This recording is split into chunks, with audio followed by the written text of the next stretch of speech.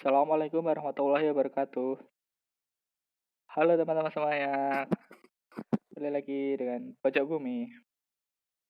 Teman-teman, kali ini kita berkesempatan untuk membahas mata pelajaran IPS kelas 8 di semester 1 di bab 1, yaitu keunggulan lokasi di Indonesia. Nah, pada bab ini kita nanti akan memiliki 3 bahasan utama. Yang pertama ada keunggulan iklim, kemudian keunggulan geostrategis, dan keunggulan tanah. Pada video kali ini kita akan bahas satu subbab atau satu bahan, yaitu keunggulan iklim di Indonesia. Nah, keunggulan iklim di Indonesia. Berbicara tentang iklim, Indonesia memiliki iklim tropis. Kenapa? Tidak lain karena Indonesia berada di daerah khatulistiwa, di mana memiliki letak astronomi 6 derajat lintang utara sampai 11 derajat lintang selatan, yang mengakibatkan Indonesia mengalami iklim tropis. Ngomong-ngomong tentang iklim tropis, sebelumnya teman-teman harus tahu nih, apa sih pengertian dari iklim, dan juga perbedaan dengan cuaca itu apa. Karena terkadang cuaca dan iklim itu sering dibolak-balik penyebutannya atau istilahnya. Padahal memiliki perbedaan yang cukup signifikan. Perbedaannya adalah, berdasarkan pengertiannya, iklim merupakan kondisi rata-rata cuaca pada suatu wilayah yang relatif luas dalam jangka waktu yang panjang. Jadi, kalau iklim itu kondisi rata-rata cuaca pada suatu wilayah yang luas dan waktu yang panjang. Panjangnya itu berapa? Menurut WMO atau Kesepakatan Internasional, dalam menentukan cuaca itu harus minimal adalah 30 tahun. Jadi dalam 30 tahun itu kita mengumpulkan data-data tentang cuaca, dan kemudian kita simpulkan menjadi suatu iklim. Itu adalah iklim. Sedangkan cuaca itu kondisi harian.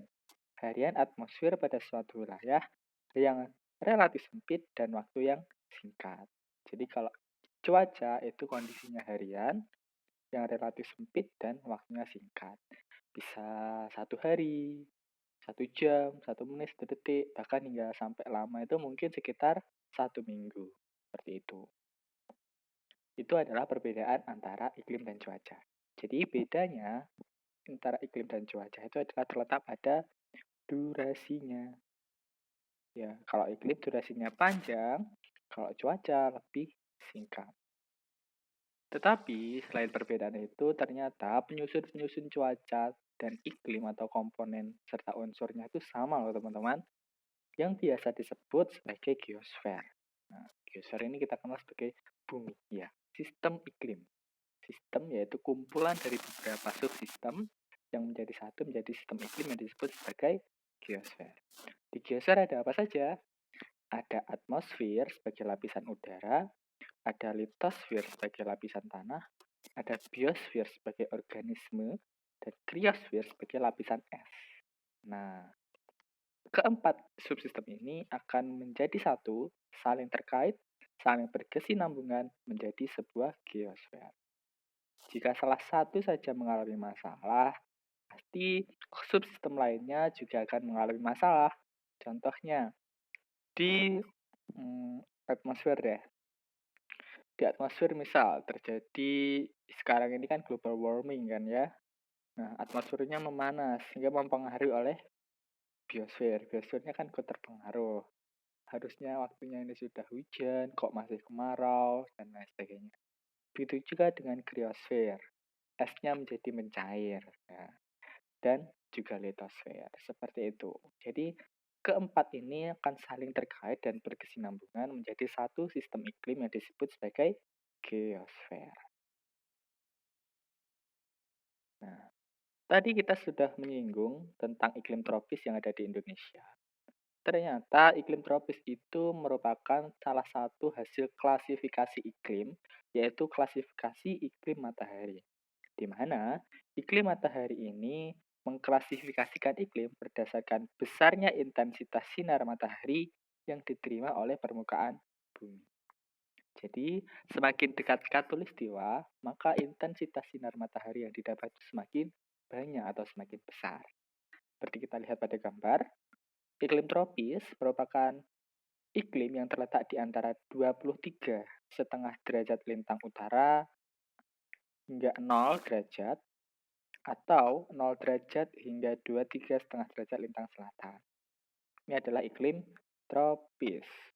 Kemudian iklim subtropis kalau di lintang utara mulai 23,5 derajat lintang utara sampai 40 derajat lintang utara.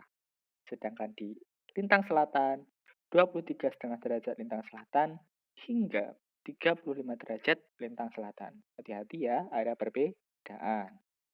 Terus ada iklim sedang, di mana kalau di lintang utara itu 40 derajat hingga 60,5. Kalau di lintang selatan ada 35 hingga 66,5 derajat. Dan ada iklim dingin atau iklim kutub, di mana kalau di lintang utara itu 60,5 hingga 90 derajat kutub utara, dan kalau di selatan ada 66,5 hingga 90 derajat kutub selatan. Itu adalah pembagian atau klasifikasi iklim matahari. Hubungan iklim matahari dengan letak Indonesia. Nah, kira-kira apa ya hubungannya? Kondisi iklim di Indonesia yang seperti ini, iklim tropis, dengan letak Indonesia itu, ternyata dari adanya iklim tropis itu, Indonesia dilalui oleh sebuah angin, yaitu angin muson atau angin musim. Angin muson ini adalah angin yang bergerak secara periodik, bisa antara Oktober-April atau April-Oktober, seperti itu. Nah, angin muson itu terbagi jadi dua. Ada angin muson barat dan angin muson timur. Kalau angin muson barat, ini bergerak di antara bulan Oktober hingga April. Kalau angin muson timur, berarti April hingga Oktober. Bagaimana arah datangnya? Kita lihat di slide selanjutnya. Nah, kira-kira ini angin apa? Iya, benar sekali. Ini adalah angin muson barat. Kenapa? Karena arahnya dari barat, teman-teman. Ya, dari benua Asia, bergerak, kemudian dibelokkan ke kanan. Kenapa kok bisa berbelok ke kanan?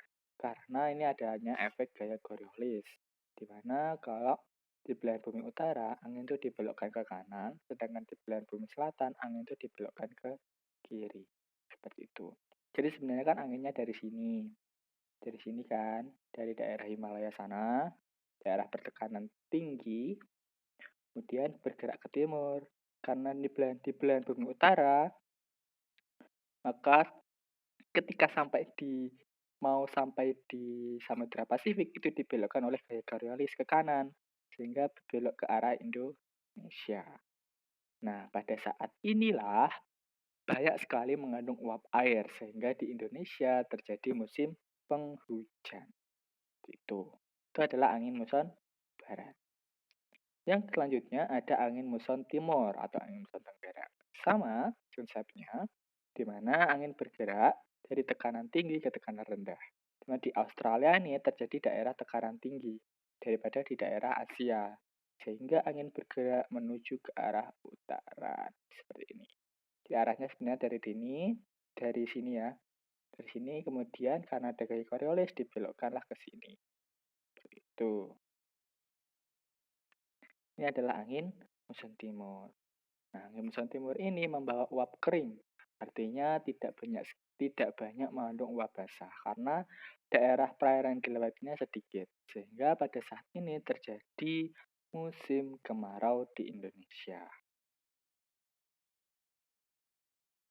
Nah, selain pengaruh iklim di Indonesia mengakibatkan angin muson, ternyata pengaruh keadaan iklim ini juga mempengaruhi persebaran flora dan fauna loh teman-teman.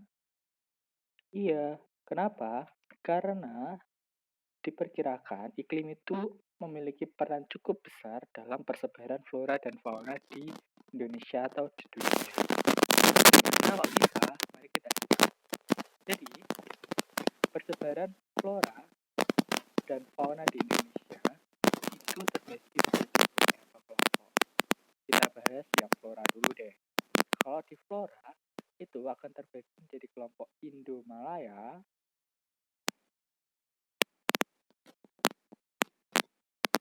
dan juga Indo-Australia.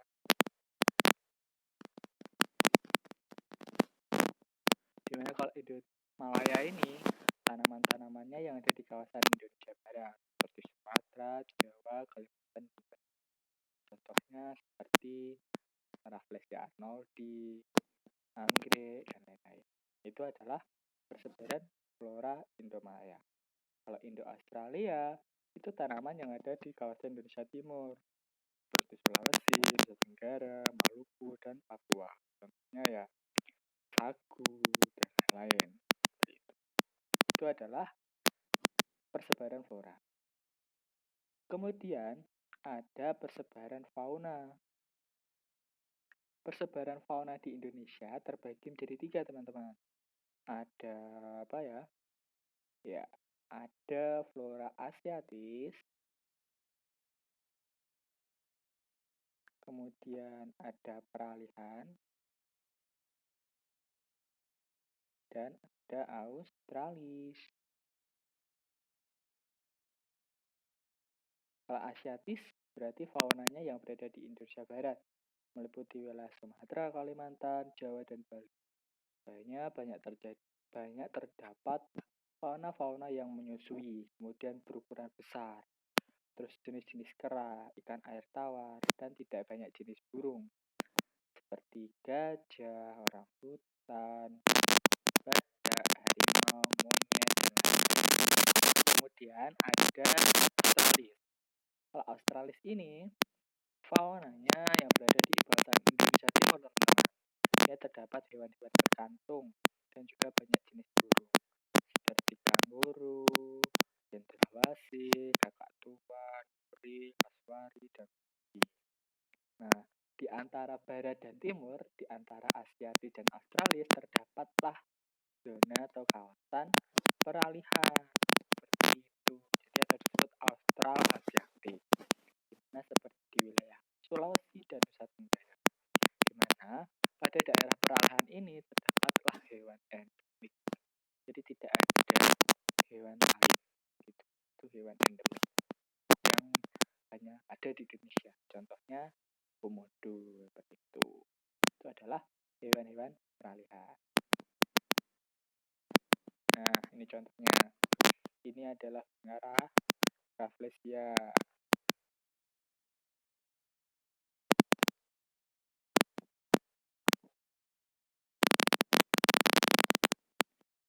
Kemudian di sini juga ada bunga matoa.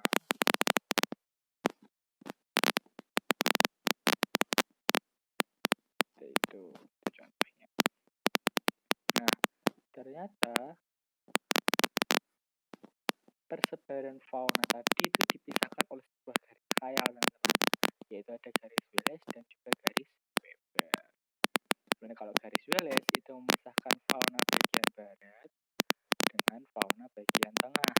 Kalau Weber itu bagian tengah dengan bagian timur.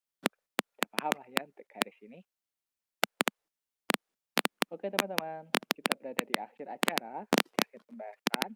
Semoga ilmunya bisa bermanfaat dan tetap semangat walaupun di masa pandemi ini.